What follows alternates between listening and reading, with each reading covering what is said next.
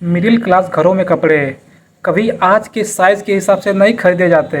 आप दुकान पे शर्ट पैंट पहनोगे, वो बिल्कुल परफेक्ट आ रही होगी, लेकिन फिर पीछे से मम्मी बोलेगी, बेटा एक साइज़ बड़ी ले ले, अगले साल तक काम आएगी। तेरी उम्र अभी बढ़ने की है, अभी तू बढ़ेगा। भाई मेरा उम्र 20 साल हो चुका है, अब मेरा हाइट नहीं बढ़ेगा, अब मेरा पेट बाहर निकलेगा। और नतीजा ये होता है कि दिवाली पर ली हुई जीन्स पहनकर बंदा ऐसे घूमता है जैसे वो किसी और के कपड़े मांगकर पहन लिए हो, और वो कपड़े फिट आते आते आधा घिस चुका होता है। हमारे घरों में अलमारी के उस गुप्त कोने में कुछ ऐसे काजू और कुकीज़ वाले बिस्किट छुपा कर रखे जाते हैं जो सिर्फ़ मेहमानों के लिए होते हैं। और जब मेहमान आते हैं तो मम्मी प्लेट में सजा कर लाती है, और उसे देखकर हमारा मन तो ललचाता है, पर मम्मी की आंखों का वो साइलेंट सिग्नल, अगर इसमें से एक भी बिस्किट उठाया तो मेहमानों के जाते ही तेरी खाल उधेड़ दूंगी।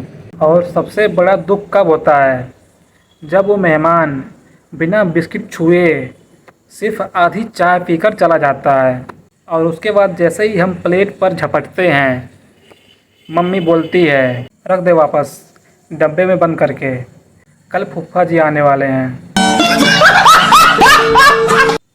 हम लोग किसी भी इलेक्ट्रॉनिक चीज़ को तब तक नहीं छोड़ते जब तक कि वो हाथ जोड़कर खुद ये ना कह दे कि भाई अब मुझे मुक्ति दे दो।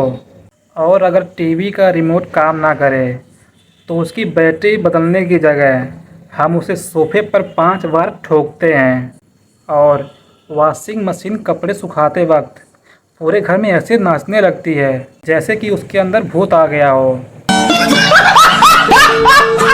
अब जब सर्दियों की शुरुआत होती है तो सुबह सुबह नहाने जाना किसी बॉर्डर की लड़ाई से कम नहीं है। घर में जो भाई पहले उठता है उस पर भारी दबाव होता है, और आप रज़ाई के अंदर से चिल्लाते हो, भाई गीज़र चालू कर दिया क्या? और वो अंदर से झूठ बोलता है, हाँ हो गया, जाके नहा ले। और आप पूरी हिम्मत जुटाकर बाथरूम में घुसते हो और टोटी खोलते हो, और जो बर्फीला पानी हाथ पर गिरता है, कसम से उस वक्त उस भाई के लिए दिल से जो दुआएं निकलती है वो भगवान भी सीधे कबूल कर लेता है।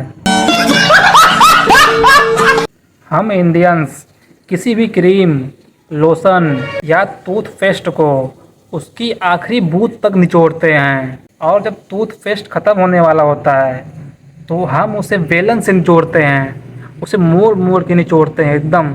और इतना ही नहीं दोस्तों, जब वो पूरी तरह चपटा हो जाता है तो हम लेते हैं एक कैंची और उसे बीच से काटते हैं, और काटने के बाद ब्रश को अंदर डालकर बचा हुआ पेस्ट बाहर निकालते हैं।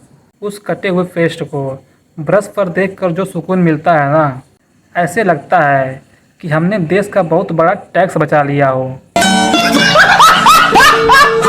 तो दोस्तों, आज मेरे 365 डेज कम्युनिकेशन चैलेंज का डे 188 है। Do subscribe. मिलते हैं डे 189 में। बाय।